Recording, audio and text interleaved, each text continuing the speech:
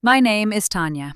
I was 32 years old when I drove 4 hours home from my aunt's house, a day early, walked through my own front door, and heard wedding music coming from my backyard. My backyard. My string lights, my rose bushes, and my best friend of 12 years in a white dress holding my boyfriend's hands. Neither of them heard me come in. I had maybe 10 seconds before anyone saw me standing in that kitchen doorway. 10 seconds of knowing something they didn't. That I was there. That I had seen everything. That I was already thinking. Devin thought he knew exactly who I was. A steady woman.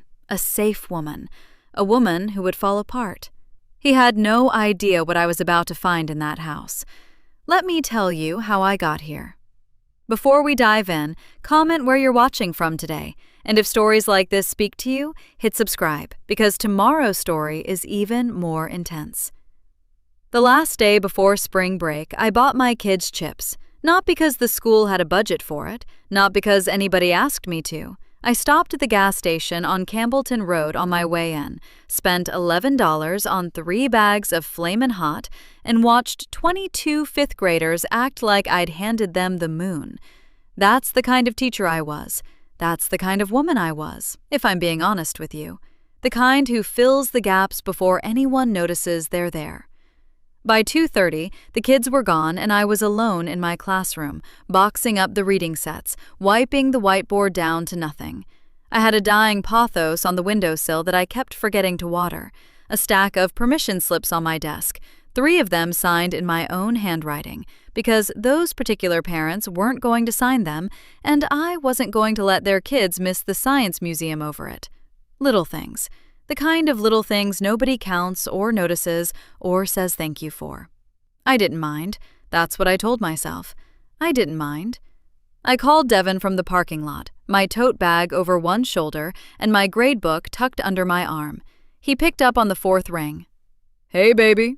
His voice had that warm, slightly distracted quality, the voice of a man who was doing something else but wanted credit for answering. "You done?" "Just locked up. Heading home to finish packing." I shifted the bag on my shoulder. "You remember I'm leaving for Dorothy's in the morning?" "Of course I remember." He laughed a little. "Drive safe, okay? I'll miss you."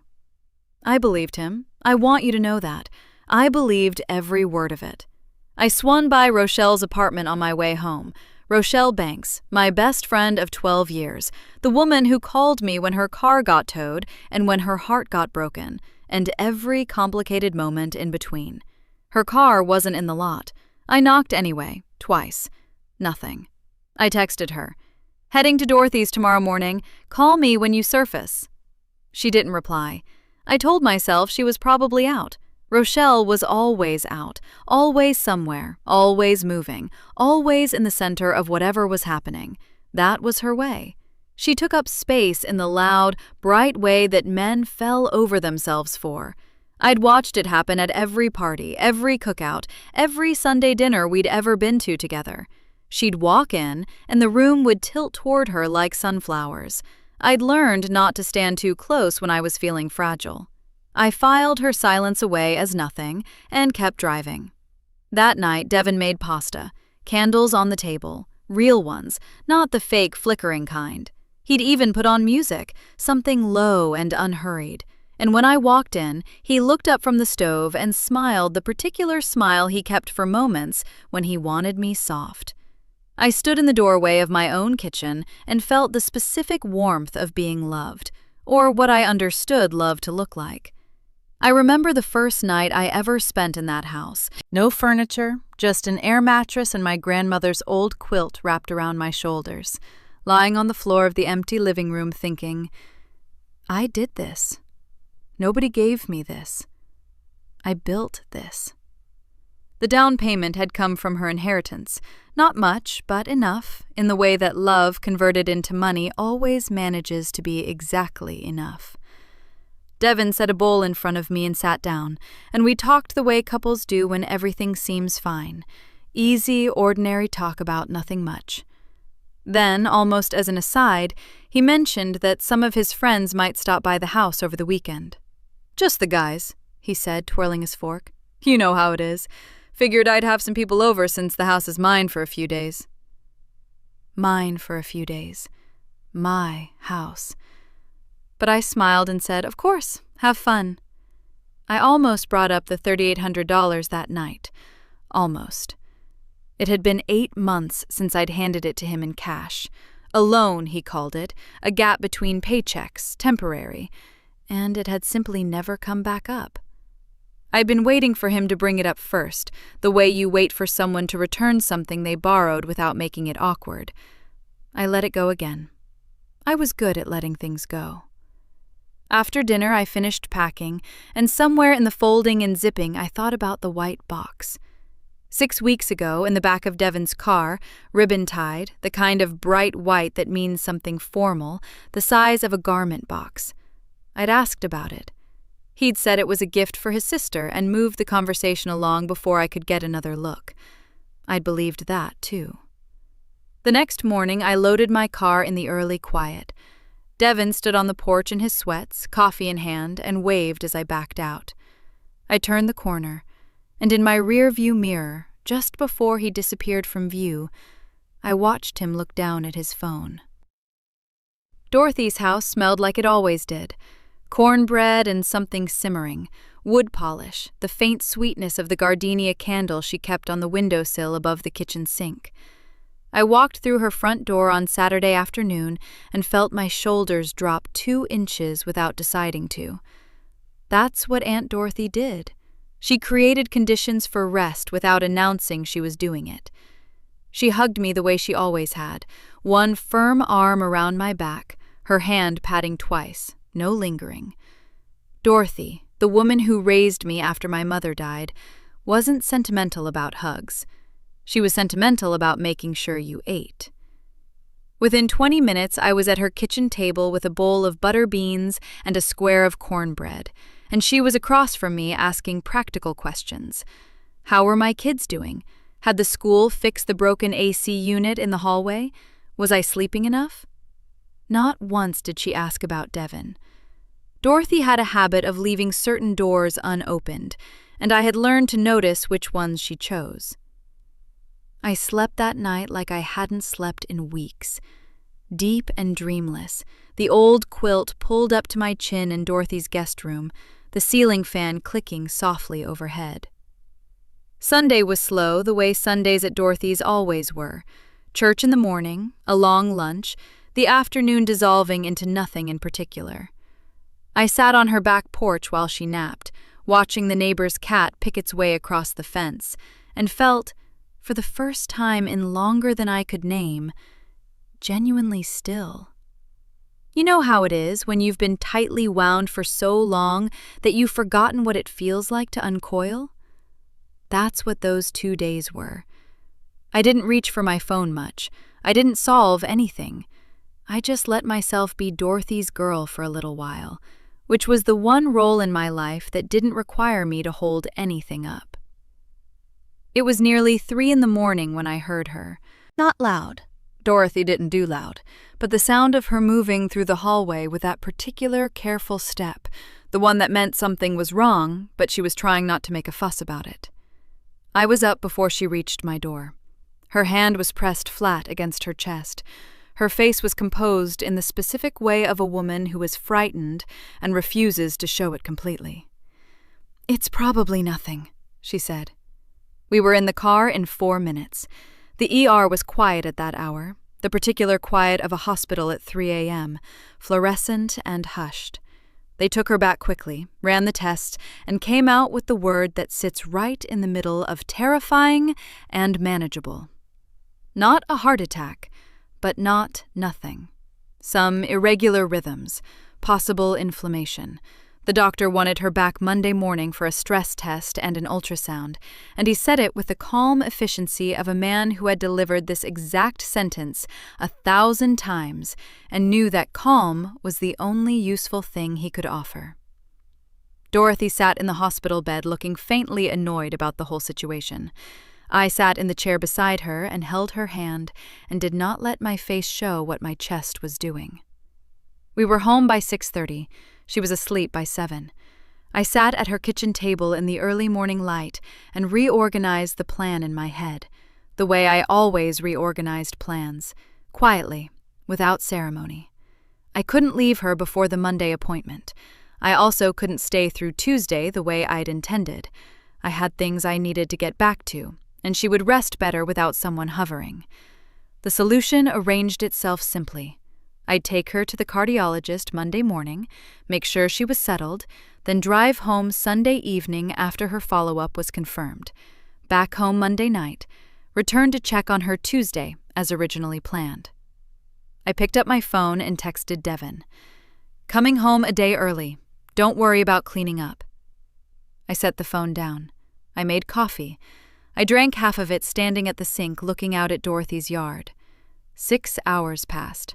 When his reply finally came, it was 3 words. "Okay, no worries." I read it twice.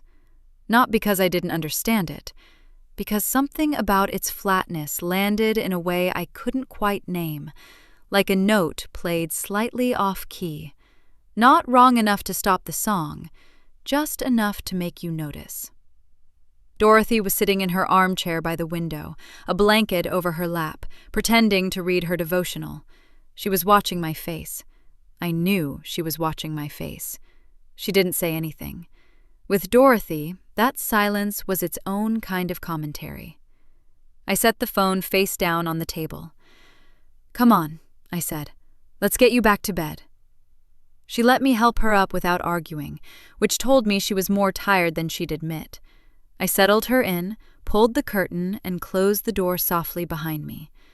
I stood in the hallway and told myself the strange feeling in my chest was just worry about Dorothy. Just that. Nothing else. I almost believed it. The drive back from Macon takes 4 hours on a good day. Sunday afternoon, light traffic, windows down. I made it in 3.5. I didn't think about Devin much on the drive. That's the honest truth. I had Dorothy on my mind.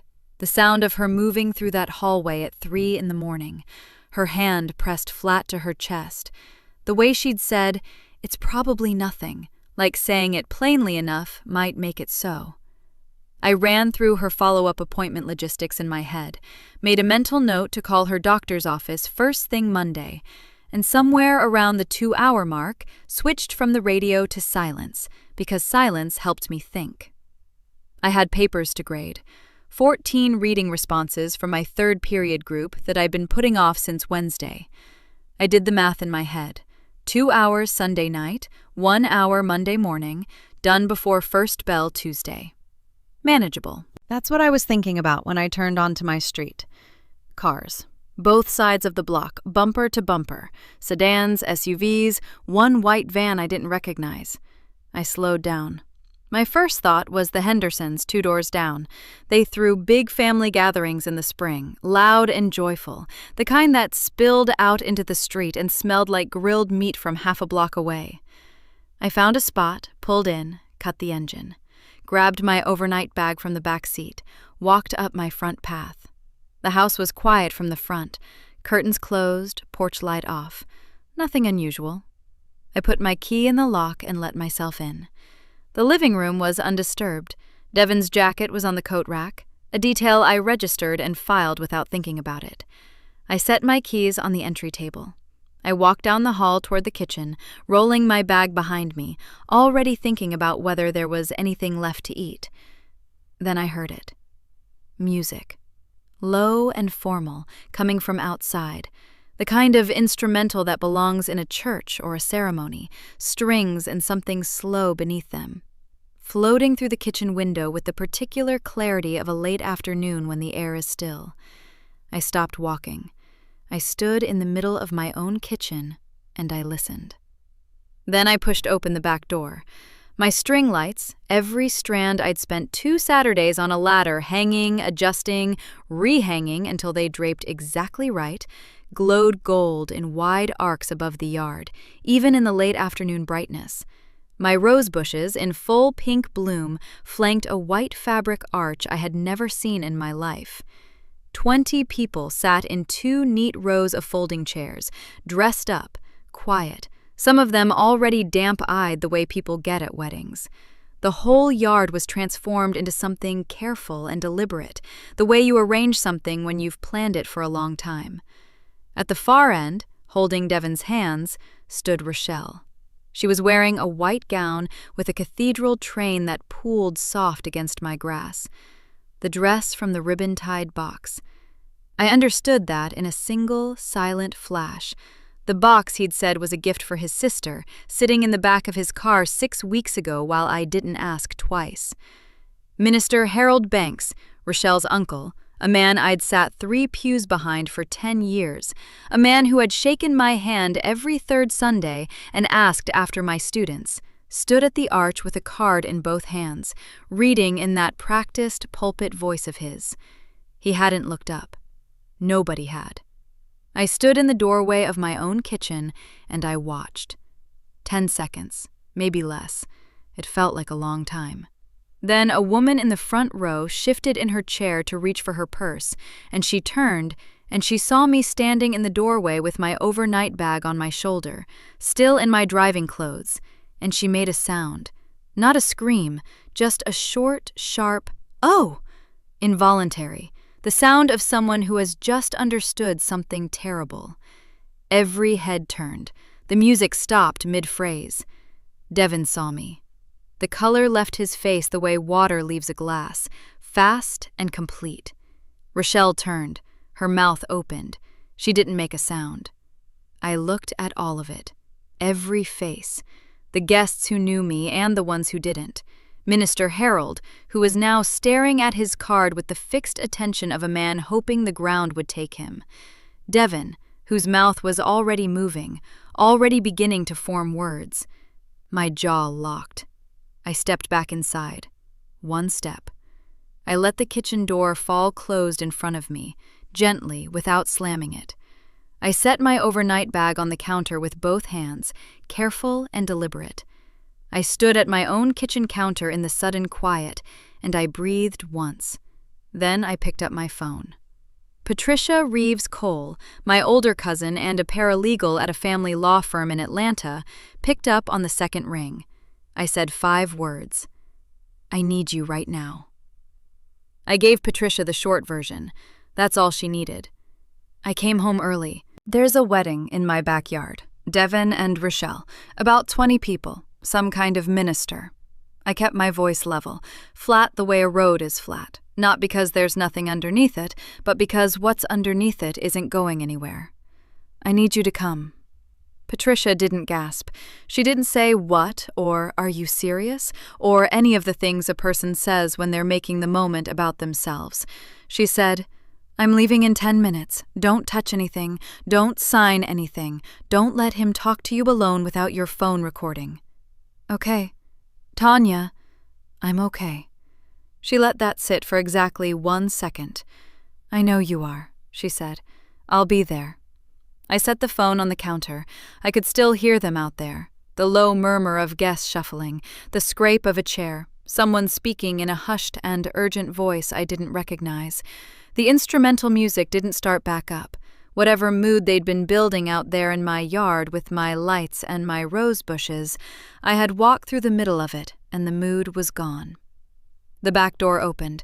Devon came in alone. Jacket off, tie loosened, and he was already talking before the door finished closing behind him. That was the part I noticed. He didn't pause.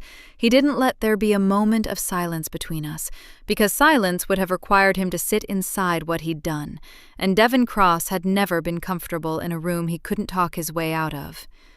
"Tanya, listen, I know what this looks like, and I need you to just hear me out for 1 second, because I have been trying to find the right time to tell you this for months, and I know that's not an excuse. I'm not saying it's an excuse.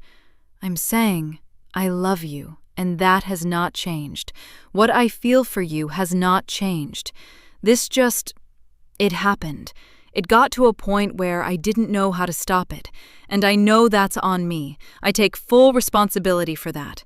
But you and me, what we have, what we built together in this house—" I raised one hand. He stopped. "Get everyone out of my yard." He blinked. His mouth was still open around the shape of the next word. Right now, Devon. Something moved across his face. Not shame, not quite. More like the specific recalibration of a man who has just realized that the script he prepared is not the script this conversation is going to follow. He looked at me for one more second. Then he turned, went back outside, and I listened to him do it. It took 15 minutes. I know because I watched the clock on the microwave. I stood at the kitchen window with my arms folded and I watched, not at Devon, but at the yard itself, at the people gathering their things in small clusters, the chairs being shuffled aside, the careful dressed guest making their way toward the gate with the particular discomfort of people who have witnessed something they will be talking about for years. Rochelle stood near my rose bushes in that cathedral train dress, arguing quietly with a woman I didn't recognize. Her hands moved while she talked. She glanced toward the kitchen window once. I didn't move.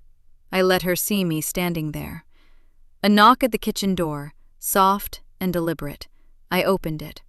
Minister Harold Banks stood on my back step holding his Bible in both hands, the way you hold something when you don't know what else to do with yourself. He was looking at me with the expression of a man who has already rehearsed the apology and found it insufficient before he even speaks it. Tanya, He stopped, started again. I owe you an apology. What happened here today, the way this was arranged, I should have asked more questions. I should have. You knew whose house this was. He went quiet. His mouth stayed open around a word that didn't come. You've been to this house, Harold. You've sat at this table. I said it without heat, just fact. You knew. He opened his mouth again, closed it. He nodded once, small, miserable, and left. I waited until I heard the gate latch behind the last of them, then I went outside. The arch was still standing. The chairs sat in their two neat rows, half of them pushed crooked by the exit rush. Rochelle's bridal bouquet lay in the grass near the end of the aisle, white roses and something trailing and green, dropped there in the scramble of leaving. I walked the length of the yard slowly, past the arch, past the chairs. I stopped and picked up the bouquet, looked at it for a moment, the white petals still perfect, not a one of them knowing where they'd ended up. I walked to the trash bin by the gate and dropped it in. Devon was waiting in the kitchen when I came back inside. He was sitting at my table like a man who has run out of places to stand. I looked at him. How long? He was quiet for a beat too long. I watched him calculate, watched his eyes move the small, specific way they move when a person is deciding how much of the truth is safe to tell. About a year. I nodded once. Not forgiveness, confirmation. I picked up my phone and called Patricia. When she answered, I asked her one question. How fast can you get here? Patricia arrived 45 minutes after I called her back. I heard her car in the driveway before I heard her knock. 2 sharp raps, no nonsense. I opened the door and she walked in the way she always has, like a woman who already knows the layout of the problem and has been solving it since the highway. She had a document in her hand, printed, paper-clipped, edges straight. She set it on the counter beside the coffee maker without a word and looked at Devon, who was still sitting at my kitchen table. He looked down at it. I watched him read. You know what I noticed?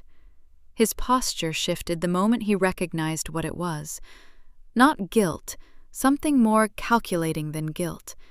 His shoulders settled back, his chin came up a fraction. His sales manager brain clicked on like a light. Okay. He set the paper down carefully. Okay, I hear you, I do. But can we maybe just sit with this tonight and talk in the morning? Because there's a lot happening right now, and I think we could all use a minute to...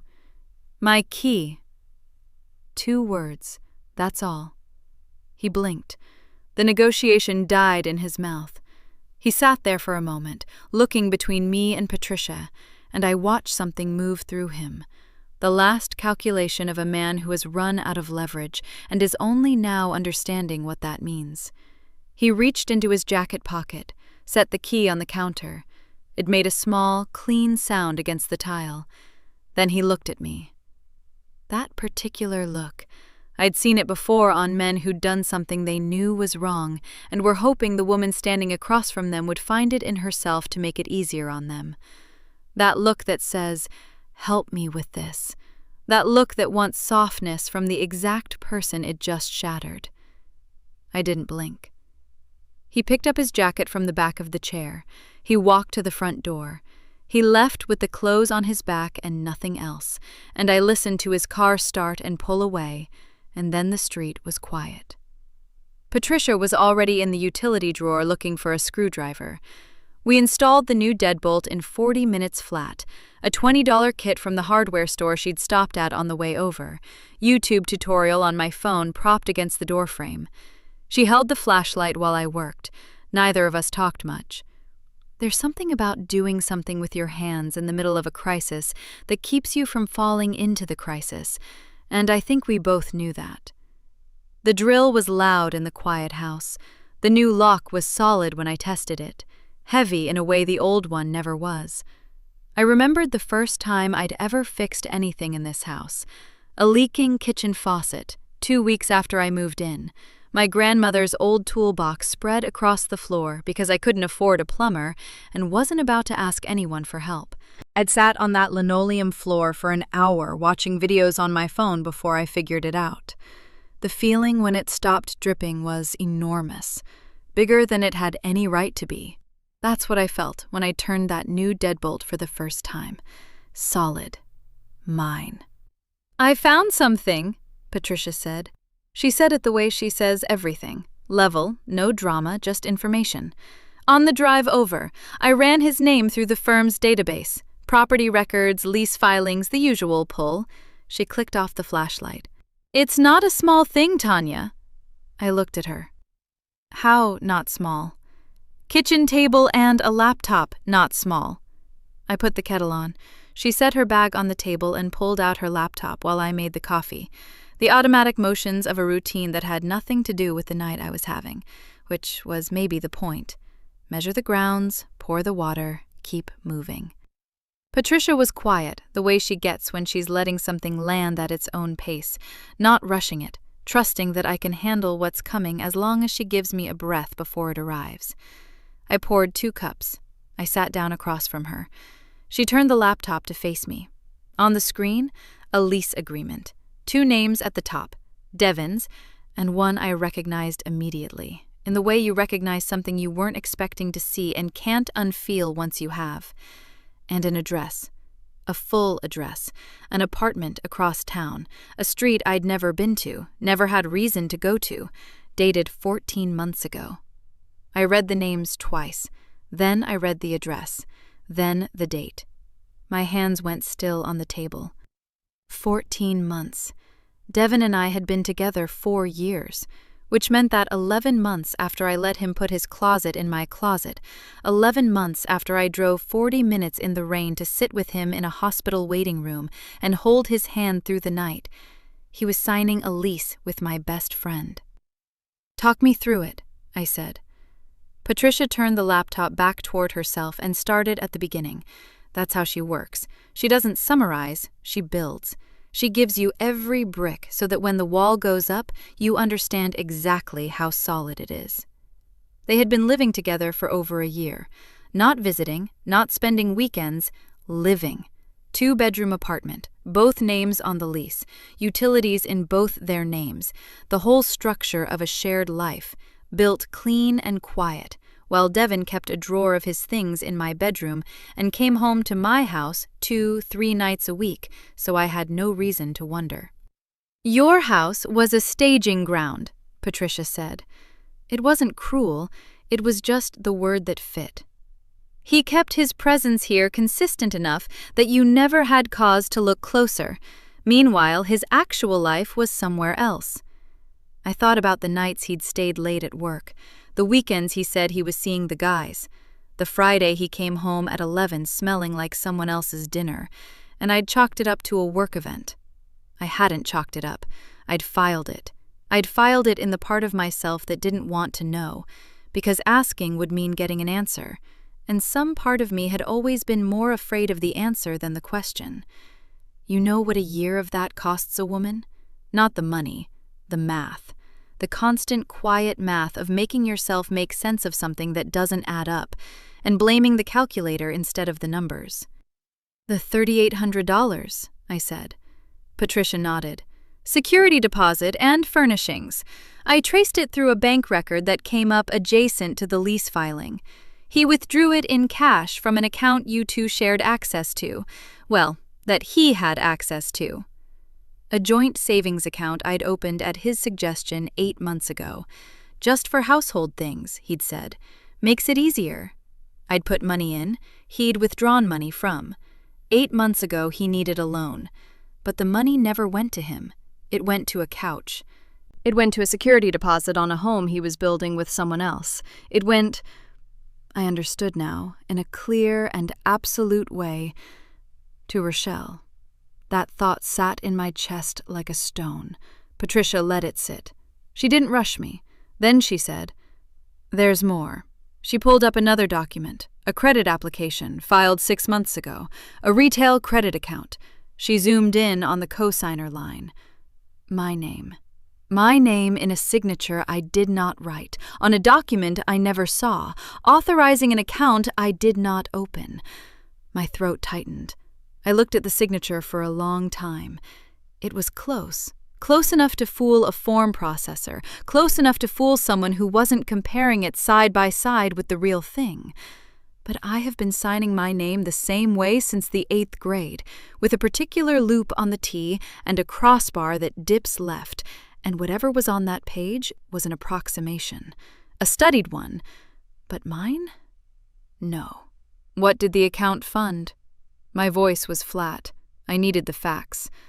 Furniture. 3 months of utilities at the apartment. Patricia paused. About $2,200 total. So, he forged my name. He used my credit, the credit score I had spent a decade building, $30 at a time, never a missed payment, never a late fee, to furnish the home he built with the woman I called my best friend. Patricia said, "Tanya, I need you to hear me clearly. This is not a civil matter. This is not something you handle in a settlement negotiation or a breakup conversation. A forged signature on a credit application is identity fraud. That's criminal. And the paper trail here is clean. The document, the account activity, the benefit derived from it. All of it traceable, all of it usable." I nodded. I was still looking at the signature. She scrolled one more time. "And then there's this." She pointed to a filing date, 6 weeks ago, a change of address form submitted to the DMV and one financial institution. Devin's name, my address, listed as his primary residence. 6 weeks ago. The same week I'd noticed the ribbon-tied white box in the back of his car. He hadn't been planning to confess. He hadn't been planning to leave. He had been planning to stay, legally, on paper, embedded in the address of this house, so that when I found out, if I found out, removing him would require a process, a fight, a legal untangling that would cost me time and money and energy I didn't have. He had built himself a parachute, out of my address, out of my name. Patricia closed the laptop. The kitchen was very quiet. The coffee had gone cold. Outside, the street was still, and the new deadbolt on my front door caught a thin line of porch light through the window. "We filed the police report Monday morning," I said. Patricia picked up her cup. "I'll drive." Monday morning came in gray and clean. I was dressed by 7:30. Dark slacks, sensible flats, the kind of clothes I wear when I need to feel like I mean business. Patricia was already at my kitchen table with her folder, her coffee, and the particular stillness of a woman who has done this before. We were 5 minutes from walking out the door when my phone rang. Rochelle. Patricia looked up. I looked at the screen. I let it ring twice, then I tapped record, let it run 1 second, and answered. I didn't say hello. I didn't say anything. I just waited. She filled the silence immediately, which is what guilty people do.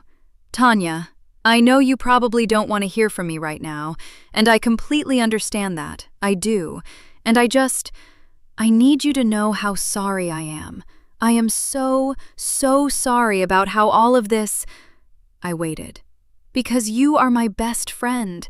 You have always been my best friend. And what happened was, Devin and I have something that's just really hard to explain. It's not something I planned or wanted, and I know that doesn't make it okay. She paused, recalibrating. The apology was curdling. I could feel it happening, right on schedule, the way guilt always does when there's no one agreeing it's enough. And I want you to know I understand why you're upset. I do. But you have always been so settled, Tanya. So stable. You have your house, you have your career, you have everything figured out, and I think sometimes people around you forget that you need things too. And Devin and I we had a connection, and I tried to tell you, I really did. I sent you that text. What text, Rochelle? A beat, then. The one I sent 3 days before you left. I said I needed to tell you something. And then you didn't. I was scared. I let that word sit in the air between us for a moment. Scared. She was scared. But you still put on the dress. Silence. She didn't answer that. She couldn't answer that, because there is no answer for it, not one that holds. She cycled straight past it, the way she always moved past the things that had no comfortable resting place. I just want you to understand that the way you found out, that wasn't supposed to happen. We had a plan. You weren't supposed to come home early. My jaw locked. There it was, stripped clean of every sorry, every I didn't mean for it to go this far, every you were always so settled. Not, I'm sorry I did this to you. Not even close. What she meant was, I'm sorry the logistics failed. 12 years. I was up until 2 a.m. once, helping her appeal her teaching certification, walking her through every form, every letter, every argument. I did that because that's what you do for someone you love. She had spent those 12 years measuring herself against me, apparently, and I hadn't noticed a single inch of it. Thank you, I said, very quietly, for explaining that so clearly. I ended the call. 9 minutes and 14 seconds. I saved it, opened my messages to Patricia, and forwarded it without comment. Patricia's phone buzzed on the table. She picked it up, glanced at the screen, and looked at me over the top of it. 9 minutes. She talked fast. We filed the police report that afternoon. The detective, a matter-of-fact woman who looked like she had seen every version of this story and was interested only in what was actionable, took one look at the documentation Patricia had assembled and didn't waste either of our time. The forged signature, the credit account, the paper trail connecting the account activity to Devin's name and address. She laid it all out flat and said they had enough to proceed. Devin would be contacted. There was a process. The process had already started. I signed my name at the bottom of the report, my real signature, with the T looped the way I've always done it, and I handed the pen back across the desk without ceremony. Let me tell you what that felt like. It didn't feel like victory. It felt like weight being placed on a scale that had been unbalanced for a long time. Not tipping it yet, just beginning to correct it. That was enough for now. On the way back to the car, my phone had 7 new texts from mutual friends. I knew before I opened any of them. I opened them anyway. Wedding announcement cards, professional photography, thick cardstock, the kind of announcement you mail when you want everyone to know. Devin and Rochelle, dressed and beaming. And in every single photo, unmistakably, my string lights, my rose bushes, my fence. I screenshotted each message. I responded to none. I did not trust myself to be composed and kind, and I was not interested in being anything else. Driving home, Patricia said, Devin is going to find out about this by tomorrow. I looked out the passenger window at the city moving past, the evening traffic, the lit windows, ordinary lives going on in every direction. Good. He showed up Wednesday evening. No jacket. That was the first thing I noticed. He'd left it somewhere, or chosen not to bring it, like a man trying to look less than he was. Soft voice, careful posture. The version of Devon that used to make me feel like the most important person in any room. I opened the door. I didn't step back to let him in, but I didn't close it either. I just stood there and let him begin. He'd rehearsed it. I could tell by the rhythm, the way each sentence landed with just enough weight before the next one arrived to carry it forward. Worst mistake of his life. The marriage was impulsive, emotional, not what he'd intended. He and Rochelle had already been struggling, as if that were a point in his favor. He loved Tanya. He had always loved Tanya. He would leave Rochelle if that's what it took. He just needed her to hear him out. I let him finish. He stood there in the glow of my porch light, the one I'd rewired myself 2 summers ago because he'd said he'd handle it and never did, and he looked at me with the particular expression of a man who has confused a woman's patience for softness and her silence for an opening. You know what I've learned about a speech like that? It only has power if you still want what the person is offering. I didn't want a single thing Devon Cross had to give me. You and Rochelle signed a lease together, I said, 14 months ago, a 2-bedroom, across town. His expression shifted, just slightly, a door closing somewhere behind his eyes. The $3,800 I gave you last March went to their security deposit and the first round of furnishings. I kept my voice level. Your name is on a credit application filed 6 months ago. My signature is on it too. I didn't sign it. His jaw tightened. 6 weeks before I went to Macon, you filed a change of address with the DMV, listing this house as your primary residence. I paused. You planned to make yourself hard to remove. You planned that before I ever got in my car. He opened his mouth. I'm not finished. My hands went still at my sides. Patricia is going to send your attorney a number. $4,340. The loan, the legal fees, the filing costs. Notarized cashier's check. 30 days. I looked at him directly. You'll also sign a document formally relinquishing any residency claim to this address. Every single one. Permanently. He was quiet for a long moment. The soft voice was gone. Tanya, if you'd just let me talk to your attorney. I closed the door. I stood in my hallway for a moment and listened to his footsteps cross the porch, go down the 3 front steps and fade. Then I went to the kitchen and poured myself a glass of water and drank it standing at the sink, looking out at the backyard where the arch was already gone. I'd broken it down Monday morning before we left for the station, piece by piece, stacked it by the curb. The next morning, I made 2 calls. The first was to the HR department at Devon's company. I kept it factual. I'd recently discovered I had been listed as a professional character reference on his internal review paperwork without my knowledge or consent. We were no longer in a relationship effective this past Sunday, and I wanted them to be aware, as a courtesy, that his name appeared in an active fraud investigation currently being processed by the Atlanta Police Department. I wished the woman on the phone a good morning. I hung up. I did not editorialize. I did not need to. His performance review was placed on hold by the end of the business day. I found out through Patricia, who found out through the kind of network a good paralegal builds quietly over years.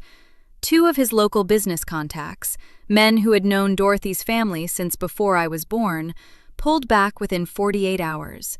Dorothy had made a few calls from Macon. She hadn't told me she was going to. She just did it, the way she did everything, without announcement, without drama, and with the full weight of 6 decades of relationships behind every word. The second call I made that morning was shorter. The church friend answered on the first ring. I'd told her to hold. She'd held. You can make that call now, I said. She said she would take care of it. That was all. I didn't ask for details, didn't request a specific outcome. I trusted the information to travel the way truth does in a community built on shared accountability, quietly, completely, and without any help from me after the first stone dropped. Minister Harold Banks would not be officiating the spring revival. He would not be leading the 3 weddings on the calendar. He would stand in the congregation like anyone else, holding his bulletin, and the silence where his standing used to be would say everything neither of us needed to. Patricia called that evening just after 8. His attorney made contact. She let a half-second pass. He wants to negotiate the terms. I waited. Tanya. Her voice was even and certain. He's going to take the deal. The check arrived on day 29. I know because I'd been counting, not obsessively, not with marks on a wall, but the way you count when something unresolved is still taking up space in your chest. Patricia had warned me he might wait until the last possible hour just to feel like he'd held something back. He did. The envelope was in my mailbox at 4:47 p.m. on a Thursday, notarized, exact amount, no note inside. I drove to my bank. I endorsed the back. I handed it to the teller and watched her process it with the same mild efficiency she'd use for any other deposit on any other afternoon. She slid my receipt across the counter. I folded it in half, put it in my bag, and walked out into the parking lot. That was it. That chapter closed the way it deserved to, not with drama, not with ceremony. Just a number moving from his account into mine, where it always belonged. I called Rochelle that Friday. I want to be clear about why. It wasn't to punish her. It wasn't even to get the last word, though I'll admit the distinction felt thin some mornings. I called her because there was something I needed to say to her face. Not to a phone, not to a voicemail, not to the version of her I'd been arguing with in my own head for 2 weeks. I needed to look at her and say it out loud, and then I needed to be done. She agreed to meet without hesitation. That told me something. She was still hoping for absolution. People who've given up on forgiveness don't show up that fast. We met at a coffee shop near my school, a place I went on Tuesday mornings when I needed quiet, where nobody knew her and almost everyone knew me. Neutral ground, but on my terms. I got there first. I ordered my coffee, picked a corner table, and sat with my back to the wall. She came in 7 minutes later. She looked tired. Not dramatically, not in a way she'd want me to notice, just the particular tired of a woman who hasn't been sleeping clean. She sat down across from me, folded her hands on the table, and started with, "I know I hurt you." I let her talk. She moved through it the way she'd moved through our phone call. Apology first, then the slow drift toward justification, like a current she couldn't help following. She said I'd always had everything figured out, said I always seemed like enough, like I'd been handed some instruction manual for how to be a whole person, and she'd been standing outside the door of that her entire life. She said Devin made her feel chosen, and that she'd spent so many years feeling like the runner-up in rooms where I was present, that when someone finally looked past me to find her, she hadn't known how to say no to it. She said all of this like it explained something, like it was the key that would unlock my understanding, and my understanding would unlock my mercy, and my mercy would let her leave that coffee shop feeling less like what she actually was. My jaw locked. I waited until I was certain she was finished. "I was scared every single day," I said. "Every day, Rochelle, that I wasn't enough, that I wasn't exciting enough or pretty enough in the way that gets noticed, or interesting enough to be chosen when there were options." I kept my voice even. I just didn't let it make me cruel. She blinked. Her eyes filled. "I'm not here to forgive you." I set my cup down, one quiet click. "I'm here because you needed to hear this to your face, so you carry it clearly." I looked at her directly. "You didn't take something that was better than you. You took something you could have had honestly, if you'd been a different kind of woman." She opened her mouth. I don't know what she was going to say. I didn't stay to find out. I stood up. I left my coffee on the table, still warm. I didn't look back on my way to the door. What happened to Rochelle after that, I didn't engineer. I want to be honest about that. The professional distance, the quiet exclusion. I didn't make a single call to the district, didn't file a complaint, didn't reach out to one colleague on her behalf or against her. I didn't have to. The wedding photos had done it. The ones she'd posted herself, proud and bright, Devon beside her in Tanya's backyard with Tanya's rose bushes and Tanya's string lights in every frame. People in our shared professional circle had recognized the yard. Then others had. The story had moved, the way stories do, when a community has known two women for years and suddenly understands what one of them did to the other. Quietly, completely, without a single push from me. She was at work. She was present. She just wasn't included. The lunches, the group texts, the Friday goodbyes in the parking lot, all of it closed around her absence like water filling a space. I only heard about it in pieces, and I didn't collect them. I drove home from that coffee shop, and I felt something I hadn't been expecting. Not triumph, not relief exactly, something quieter than either of those. Done. Clean and final, the way a door sounds when it closes on a room you've already emptied. No echo, no draft, just the soft click of a latch finding its place. 5 months later, September. The paint color was called Tuscan Ember.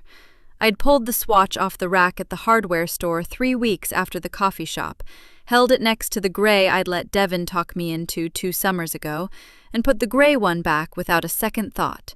He'd always said terracotta was too much, too bold, too loud for a backyard fence. I rolled the first stripe onto the wood that Saturday morning and thought, yeah, that's kind of the point. I had an audiobook going through one earbud, a thriller I'd been meaning to start since January, back when January still belonged to a different version of my life.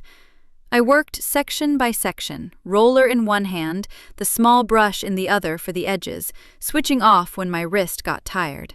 The morning was cool the way early September in Atlanta sometimes is, that brief window before the heat decides to stay. The backyard had been mine again since May, really mine, not just legally, but in the way a space is yours when it carries only your decisions. The arch was gone the week after the wedding. I'd disassembled it with Patricia one Sunday afternoon, 2 cups of coffee and 30 minutes of work, and taken it to the donation drop-off without a single meaningful thought about it. The string lights were rehung differently, lower, closer together, the warm, pooling light I'd always wanted, but kept adjusting upward because Devon thought it felt too intimate for a social space. This was not a social space anymore. It was my backyard.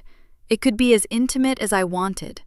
The rose bushes I'd cut back hard in late summer, the way the gardening video said to, ruthless with the old growth so the new shoots had room to come in strong.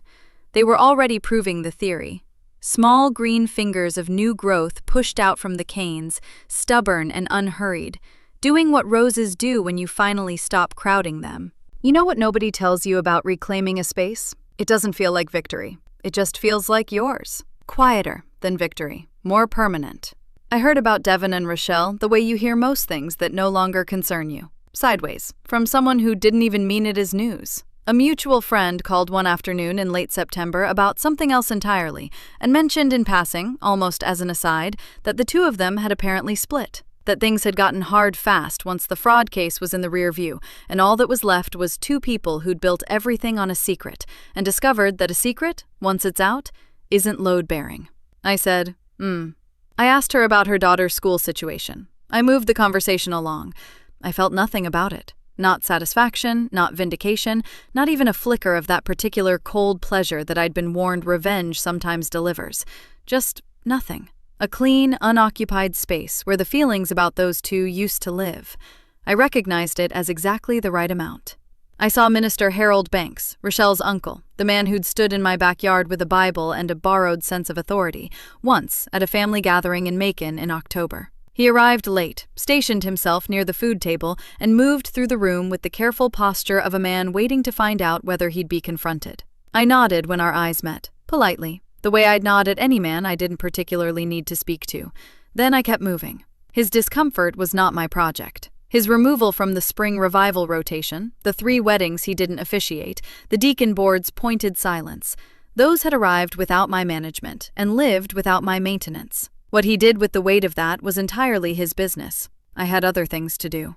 One of them was the tutoring program. It had launched the first Thursday of August. 14 students, a classroom I'd stayed late to arrange, a local nonprofit covering the supplies I'd have otherwise bought myself. My principal had backed it without hesitation, which meant more to me than she probably knew. Those Thursday evenings had become something I didn't have a clean word for yet. I drove home tired, genuinely tired, the kind that lives in your shoulders and the backs of your eyes, but it was the right kind, the kind that means you spent something that mattered on something that mattered back. It was Dorothy who introduced me to the history teacher from a town 40 minutes south. She'd mentioned him once, in the particular offhand way Dorothy mentions things she has thought about carefully, and I'd let it sit for 2 weeks before agreeing to meet him. We went to dinner in October. He was quiet in a way that didn't feel like withholding, just comfortable with silence, which is rarer than people think. He said something halfway through the meal that made me laugh hard, genuinely hard, the kind of laugh that catches you off guard. I drove home that night and didn't measure him against anything. I slept well. That felt like an answer to a question I'd stopped asking out loud. November, a Thursday evening. I sat at my kitchen table with a stack of papers and a red pen, the same way I'd sat 100 Thursdays before this one.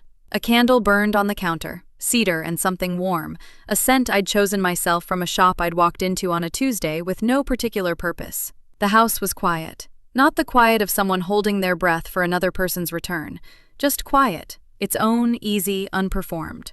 I looked up through the window above the sink. The terracotta fence caught the porch light and glowed low and warm in the dark. The rose bushes were silhouettes against it, already stubborn with green, already coming back the way they always did when you gave them room. Mine, I thought. I'd thought it before, standing in an empty house on an air mattress with my grandmother's quilt and a deposit receipt and nothing else.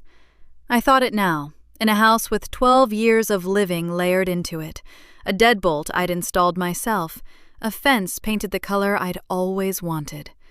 Some things only become fully yours after someone tries to take them. I picked up my pen. I turned back to my papers. I kept going.